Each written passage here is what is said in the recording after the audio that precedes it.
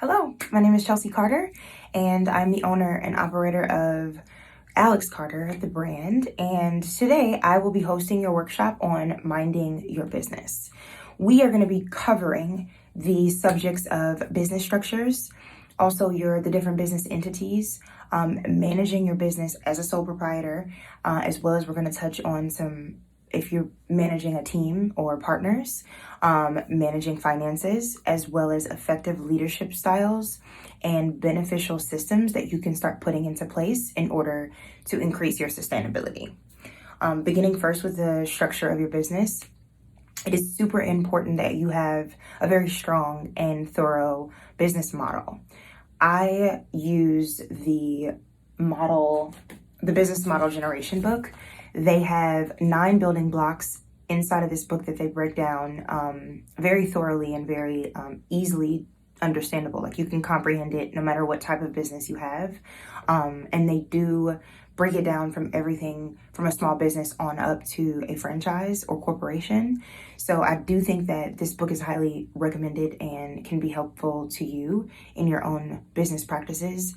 Those 9 building blocks are customer segments, value propositions, channels, customer relationships, revenue streams, key resources, key activities, key partnerships, and cost structures. All 9 of those are going to be vital for you to be able to answer, but then also build upon over the course of your industry building or your business building. The 4 that I think are most vital and super important are customer segments, channels, customer relationships, as well as key partnerships. Those are the ones that I think are vital. So please buy the book, super helpful, highly recommended.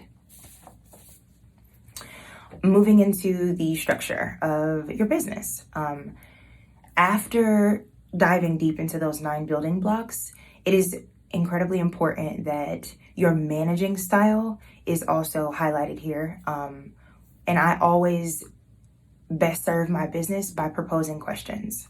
And if those questions cannot be answered, then I need to kind of go back and regroup and figure some things out, because the reason that you're even in a business is because you're providing an answer to a need of some sort. So figuring out ways to better your business always starts with questions to me. And in doing so with managing, what are the needs of what is needed and what is needed to be managed is how you would go about building an infrastructure for good business management, and how you would work that out, how or what systems can be implemented in order to develop successful practices, right? So what is needed to be managed? For my particular business, I have administrative, so that is all forms of communication. Those things need to be managed by me or by an intern or an assistant of sorts. Those communication channels for me are email, messaging anyone back on any sort of social media platform, or texting even. Social media is another form of communication for my specific brand, and web development. Those things all need to have some sort of structure of managing, whether it's weekly, daily, and what that communication looks like. Your products and your services will also need management, and what those product and services look like for Alex Carter are as follows. I have an alterations division of the services that I offer, teaching, lecturing, which is what we're learning and doing right now, and what type of managerial style needs to be applied to that.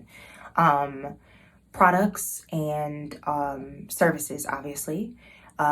When dealing with product development or product shots or any of those types of things, there are a number of things that go into that also need to be managed. Your pricing, your costs, your sourcing, pattern making, as well as your textile sourcing. There are more, but these are just a few that come up very frequently that I have to implement some sort of management in order to ensure the successes of that part of the division of my brand. The team. Are you a team or are you solo? That also needs to be managed. When you do work alone, which is what I've been doing, especially, with the pandemic and everything, the management part is super crucial because it is only you and you have to wear multiple hats. So it's super important that you implement and start to practice proper, effective, and beneficial systems.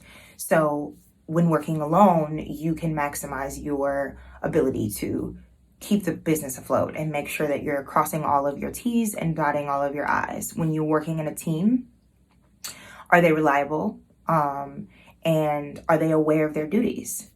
And is this your problem? Because if they're not aware of their duties, then your delegation might need a little bit of help, right? Like if you have an assistant who is constantly asking you what and how they can support, then it's quite possible that you don't have an infrastructure of managing your assistants or managing the help or your team. It's super important that on a weekly basis, there are duties that are listed out, even if you get to some of them, where they can be of assistance to you. So writing those things out and getting an ironed out, motion of what is expected, what will be needed, and how can we tackle this together. Delegating is super hard to do, but it is possible. And it just kind of starts with assessing what needs to be done and who can handle what and in what time. Time management is the biggest component, I think, of being in business for yourself or partnering with someone in business ownership. It is how you learn how valuable you are, right? Because your time is worth money. Some structural components to amplify your productivity, which is your time management, are put all of your systems into place for yourself that you can ensure success. By this, I mean, schedule your days off. There's no reason to work around the clock and 7 days a week. I am still learning this, but it's becoming more easy to do. People think that being your own boss is super easy, and it is, but it also strongly is not. You have to be diligent, and you also have to be very structural, right? Because you can get lost in like, oh, I can take today off, or oh, I can go out of town, or whatever have you, but that isn't really the case. You give up working 40 hours a week for a job to easily work 80 for yourself. But there are systems that you can set into place in order to best serve yourself, because you cannot pour from an empty cup. And that, with that being said, that cup can mean your energy level, your productivity, your reliability, your creative scope, right? And how much you're even willing or inspired to make anything. You just can't pour from an empty cup. So it's very important to check in with yourself and make sure that you're being the best leader that you possibly can be for your team and for your brand. Invest in scheduling programs. I'm a huge fan of this. Google Calendar is super helpful for me. It implements a system that you are notified in a way that is much more manageable to me than iCal. It kind of shows you everything that you are going to need to do for the month or for the year. And you can also manage multiple accounts. So if you have multiple businesses, Google Calendar will show you all of the different companies and their agendas all in one app. So it's super helpful, and it's easier to use to me than iCalendar. You Can Book Me. YouCanBookMe.com is a service that is offered now where you can schedule pickups or appointments, or if you're, facilitating something like this, you can send this out to all of your instructors or your lecture givers and have them fill in their availability and the time slots. And then that will populate into your calendar. You do pay for the service, but again, it is super helpful to implement some sort of system where you are strengthened by your productivity levels. Canva versus Photoshop, right? All of us are at home in DIY figuring it out, especially in the beginning. I do know how to use the Adobe suites, but I find that why go into all of the extra additives of these layers, right? And all of the components that Photoshop gives you when you actually can just use Canva. The templates are very easy to use. They download to your phones immediately, and they already have some of the sizing components for your stories or your Instagram posts or like whatever have you. They also have animated ones now too. They make them fun and approachable as well as really catchy. So that is something that, again, you can maximize your productivity levels by just ixnaying added work that is really not needed in order to get the same result. Squarespace is another one that I think, for one, is super helpful. The templates are very easy to use. Their support staff is amazing in getting back to you and answering questions that you may have. We're not website designers. I know I didn't go to school for website development, and I'm learning graphic design as I go, but Squarespace is a very helpful tool in order for me to use in order to get my product out and create a database of information from returning and first-time clients. So I highly recommend Squarespace because it just is super easy to use for the not so computer savvy business owner. And then also make sure that you're cutting yourself off, right? Like I said earlier, there's no need for you to work 7 days a week, or, make a day and a week, make a day or a week for yourself. Like, take a weekend off, Saturdays and Sundays, Thursdays and Fridays. I like to take Mondays off. I'm coming right back in from the week, and sometimes Mondays, it can just be a really rough start for me. So I like to take Mondays off now, and I just recently made that switch because I just find that I'm more productive Tuesday through Saturday, or even Tuesday through Friday. You can build your own schedule, but make sure that it works for the brand, but that it's also working for you. Create auto replies for your social media responses. I literally came home from Project Runway and got a million of the same types of messages and realized that I didn't have any auto replies set up. So set them up and make them personal so that they are from you and your heart and they're not ingenuine, but maximize your time. Why sit and respond personally to over 200 people a day? Like, it just doesn't really make sense to do that. So setting that up saves you so much time. You'd be surprised. And then schedule 1 day a week to handle the following: content building, website development, communications, your scheduling. Create a schedule that works for you. You are your own boss, so there's no reason why your schedule shouldn't work for you, right? And by this, I mean, when scheduling meetings, don't make any at 8 a.m. if you know that you're a late riser. Make them at 10 a.m. Make it work for you. Like, there's absolutely no reason for you to not come out on top with your scheduling. And plan ahead. Like, always plan ahead. Social media posts, looking into the future for your seeds that you'd like to plant, right? And the communication and that curation of content, make it all be very seamless. So in six months from now, I would like to start hosting more public speaking events, keynote speeches, lectures like this, and workshops.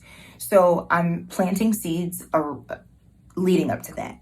Hosting these, I have a YouTube channel. So now there's a string of events that will lead my audience to the same type of information. Like, I can go to her for clothes, but she's also willing to give back information and knowledge on how she created this business to be successful for her, right? Plan ahead, always plan ahead. And no dream is too big, and no partnership. Like, if you want to work for Nike or collaborate on a shoe with them, put that in your plan. Plan for that in 6 months to a year. Start figuring out ways and angles that your marketing strategy can encompass them approaching you for something, planning ahead absolutely is, a part of your time management, because it really speaks to the trajectory of where you see yourself. Okay, so next we're going to cover the business entities. There are 4 total, beginning first with the sole proprietorship, which is a single person in a business. Second is partnerships, where 2 or more individuals have agreed to share in profits of a business. Third, you have an LLC, which is a limited liability company, where it's a legal entity that separates you from the ownership of your business. And so what this means is, legally, you yourself, my Chelsey Carter, is not held liable legally. Alex Carter would be. So it just kind of distinguishes the difference, and it's you receive a certificate that states that is what that legal component is and what those entities are. I have an LLC, and it was very important that I do that because I don't want my personal name to be attached to my business entity. And so it is very important to distinguish the two. And there are tons of, you can also look this up online and also contact a lawyer if you need to, but becoming an LLC is very important for small businesses like myself, because you do just want to make sure that those things are distinguished. So lastly, we have corporation, which is the same as an LLC in that it separates you from the ownership of the business. And in this particular one, the owners are called shareholders. So those are the 4 infrastructures or entities of business structures. And that is where I think, it would be very wise for you to go back and look up those in detail. But for the time and the sake of the workshop today, I'm just going to touch on those and highlight the entity that I have and what I possess and where I can really speak to my experience on. So these are the 4 entities, and they are very resourceful, very helpful for you to learn on your own and on your own time, a lot more in-depth detail on those. But I am going to cover them and only speak on my experience in sole proprietorship and LLCing, because that is where my strength and my experience lies. And a lot of small businesses are the same. You file as a sole proprietor under your LLC. So your legal infrastructure is super simple. It is to find a lawyer. And contrary to popular belief, 90% of all freelance artists do have a lawyer. And that is because I think that there's always been this stigma around lawyers being in suits and, out to get you for these legal fees and use all of this legal jargon that you are very unaware of. Well, that is not the case. There are a lot of lawyers that wear sweatpants to work and wear hoodies to work. And they are willing and able to make sure that you are legally, you have a legal foundation that strengthens your knowledge on what you are getting yourself into. And they're literally paid to make sure that you can sustain any legal document presented before you. And that you're also just aware of the components of any contractual agreement and what that looks like. They also are paid, most of them are paid percentages of what you make. So naturally, they're not going to stiff themselves because that's also how they get paid. Some of them are stipend and some of them are on retainer. So it's just really important for you to find one that serves you and your business, because it is super important to have them around and just on speed dial for instances of a partnership or a collaboration that you could be approaching. It's important to have one for the reasons of contractual writing and drafting for you. Representation, should you be needed to be in court for whatever reason, they would need to be present with you.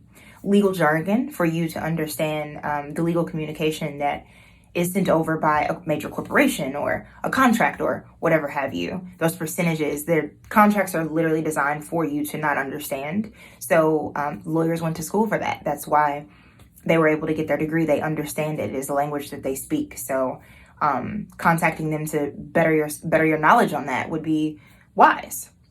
Document review or contract review. And so that, just think about that and get in touch with any artist I'm sure that you may know, and I'm pretty sure that they either know of a lawyer or can put you in touch with one. So with this being said, your intellectual property is very important, and it is where a lawyer would come into play. Having a great idea is one thing, but being able to protect it is another, right? So your intellectual property is the ownership of your ideas and whatever it is that you're creating. This is also known in the legal world as your trademarks, your copywriting, and ultimately your LLC. And your lawyers will be able to help you make sure that those things are docked, patenting and things like that. So I have a trademark, and I also have an LLC. So, and I had to contact a lawyer in order for me to get those things done because I didn't know much about it. So I had to make myself aware and then make sure that I was covered legally. Are you entering into deals without contracts? And if so, why? Collaborations should always have a contract involved, even if it's your best friend from middle school that you're going into business with. And I say this because things go awry and that relationship can, dismantle, and you can no longer be friends with somebody just because you added business into you all's relationship, right? So super important to have contracts because they help you legally, and you have it in writing what that agreement was, what the percentage and duty breakdown is, and it just makes everything much more smooth in order to even handle financial breakdowns when filing taxes or when payouts are ready to, and it just gives you an overall understanding of the relationship that you're stepping into with this person. Stylists, if you are a designer and stylists are pulling pieces from you, have them sign waivers, protect yourself in all aspects of your business. So then next we are going to move into your tools for finance managing. This one is pretty, obviously it's very important, but there are multiple different fields and industries where your tools for finance managing will be different. I'm only going to speak on behalf of Alex Carter, the brand, and the systems that I have in place that work for me. Squarespace has a payout system or program called Stripe, where they already have tools into place where you can pull your analytics, you can pull your reports and see how much you made for one product during 1 month, and even the gender that purchased it, and the area that it came from. So they have programs now where these analytics have become, they've figured out ways for the infrastructures of the analytics, it can be much more understandable and also really good for record keeping. I use that and it has been super helpful. QuickBooks is another one. They break down all of the money, like costs and revenue, the money in, the money out, and it also readies your tax documents. You do have to pay for QuickBooks, but it is very important that you do have it if you have a product-based business like myself. Record keeping. When it comes time to file your taxes, keeping envelopes of January, next envelope February, with the year on it, with all of your receipts is super important when it comes to filing your taxes. Being in business for yourself, taxes filing can be scary, but if you have record of it and you take it to a tax service business and you have all of your documents, all of your your W-9s and all of the different freelance and contractual work that you've been doing over the year, it's very easy to do. You give them their fee for handling the legwork for you, and you have an account where you can go back and look on that in 2-3 years from now. And it's just really important to, keep record of all of the different costs and all of your different expenses and all of your different profits throughout the year in a very organized manner, because it just makes it easier. You will want to file according to your business entity, as we went over before. I know that most of you are aware when you file your taxes, it does ask you, are you filing as a sole proprietor? Are you filing as an LLC, a corporation, or a partnership? I always file as a sole proprietor because that is what I am. I'm a single person in a business. So your filing, entities are going to be based on the infrastructure of how you started your company legally. So you're going to want to definitely look into that and make sure that however you file is how you set up the infrastructure legally of your business entity. And if you have a team, are they on payroll? And if they are on payroll, that is something that you will have to add to your tax information. How much you're paying them? Are you insuring them? Do you lease a place like a business or a storefront, a salon, a barber shop, or whatever? All of those things become tax write-offs. Whatever upkeep is required for you to maintain your business is considered a tax write-off. And if that is taking an Uber to a meeting, that is a tax write-off. If you have a dinner with a client, that receipt for that bill is a tax write-off. So on the front end, yes, you will be, paying for it out of your business account or even your personal account. Then you can take that receipt and apply it to the write-offs that you are allowed to use for your taxes. So again, keep track. It's super important that you keep track of everything. So in honor of full transparency, I like to tell people real life experiences and how I am currently and presently like applying the things that I'm learning in my business and how that looks, right? So all of these tools have been, I'm sure, going to be, I hope to be very helpful for you in your own business endeavors at home.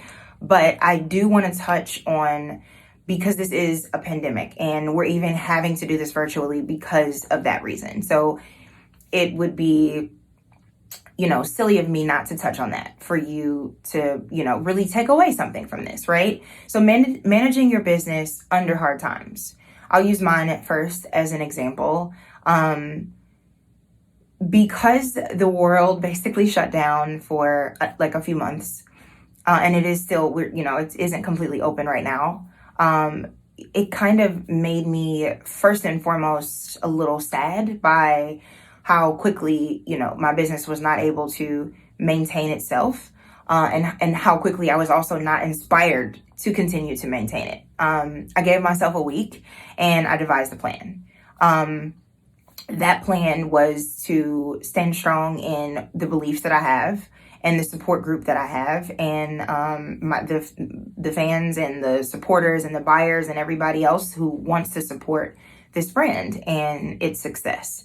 I quickly figured out that, from being on Project Runway, where I was on top for one of the challenges in upcycling, to use that to my advantage, right? If I was on top for that one, then why not come back and, adapt a model of something that I do have access to since stores are closed, to make something really cool, exciting, and inventive. So I literally just started making upcycled t-shirts from, 8 different shirts, making it one item. And it's having all types of vintage notes like Star Trek or South Park or, different Motown bands or whatever, have you. And they literally took off, like skyrocketed beyond anything I could have ever imagined. And I started to sell them out instantly, like not even within an hour. And then I realized that there was a market for it and that I needed to make sure that I had the product and inventory to back that market. Takes a great deal of time to do that, but it was something that, I was able to do and sell and help in sustaining the brand. And it also set me apart from the other competitors or cast members on the show. Nobody else from the show, since being home and under the pandemic, is doing that. So while the world is watching everyone that was on the show, I removed myself from the category and was offering something very new and exciting. And I used my time on the show to propel that idea. So this is something that you can definitely adapt and apply to your own business models or your products and services, and just figure out a way. Because upcycling is not new, right? If it's not broke, don't fix it. So I didn't really invent anything new, but I did invent the way in which I was delivering it and how it would be received from that person who I was marketing it to. So that's super important. Some examples of some companies that I think have done a very fine job at sustaining under these really hard times are Amazon, as well as Uber Eats. Amazon for the main reason of owning all of their own manufacturing, and all of their, distribution channels. They own everything. They're also online only. There are no Amazon, like you can't go to an Amazon store, not that I'm aware of at least. So they are in full control of everything. So they don't have to rely on a different company in order to sustain or continue moving in the cycle of their distribution of their products, which I think is exceptionally smart. And it is something, even though I'm not a mass-produced company, that I am absolutely striving to achieve as well in my own small business practices, because you never want to put yourself in a position to require someone else in order for it to sustain. Is my company like that right now? No, but it is something that I definitely want to grow to acquire. Uber Eats is another. They started, lowering their delivery rates and highlighting only Black-owned, for the first so long. And I think they might even still be doing it, highlighting only Black-owned restaurants on their homepage, And as a Black woman and a Black business owner, I thought that was incredibly, inclusive and smart of them to do, because now as a Black woman, I now know of more restaurants that I would love to support. So even on nights that I had groceries, I still wanted to go back in and make sure that, my household was supporting that. And I thought that was very clever of them to do that. There were a lot of companies and restaurants within Uber Eats that never offered delivery. You had to come in only, and they didn't take reservations. They then became Uber Eats customers and clients. Some of my favorite restaurants are now available for delivery. So they figured out how to adapt with it and not let them hold them back. And I think that is the most important component of this. Like, how do you propel yourself forward? Everybody is getting caught into this and drawn into the effects of this pandemic. What can you do to make sure that, you're still moving with the times? And how are you adapting your business model to speak to global pandemics, And because I think that is ultimately how you effectively grow from pandemics and, global situations that are like natural disasters that are out of our control. And it also speaks to the sustainability of of your company. So it's super important I'm happy that in a lot of ways that this pandemic, not for the people that have passed from it and all of the families that are affected by it, but that it has caused us to pause and really think about the integrity behind our brand's morale and the messages that we're sending in the products and services that we're offering. So I think that, and that brings me to, my next point, your brand awareness. What are you making your customers aware of in the content of your business? And is it something that you are proud of morally for the company? And I for one am super transparent. I aim to be transparent in everything I do because I am a self-run business and I do not have a separate account on social media. It's me and it's me. That's it. And I made that decision consciously. But the brand awareness that I make my people aware of the products and services that I'm offering, but I also make them aware of when I'm having a bad day or when it's a struggle moment for me and why, I'm struggling by, the effects of the civil unrest right now. And that's something that as a Black business owner, a Black female business owner, I do need to make my customers aware of because I'm human first. And, the initiative that I just finished with the BWAE, which is Black Women Are Essential campaign that I did with a friend of mine, we launched it in efforts to support Black women who are essential workers. And we relaunched it because everybody wanted, to support it and gave half of the proceeds to Breonna Taylor's family's fund on her birthday as a gift to her, even though she is no longer with us, to raise awareness about, the alignment of us wanting her to have justice for her murder, So it's like, what ideas are you, implementing? What ideas and conceptual notes are you offering to your customers? And what is the messaging of your brand awareness? And have you even given it any thought? And if you have, does it make sense? These are questions that you can ask yourself. So yes, I hope that all of the content that I've given and information that I've shared will be helpful to you and your business practices and your business managing. If you have any questions, feel free to ask me. If you don't feel comfortable, asking now, then reach out and ask later. So take care and good luck.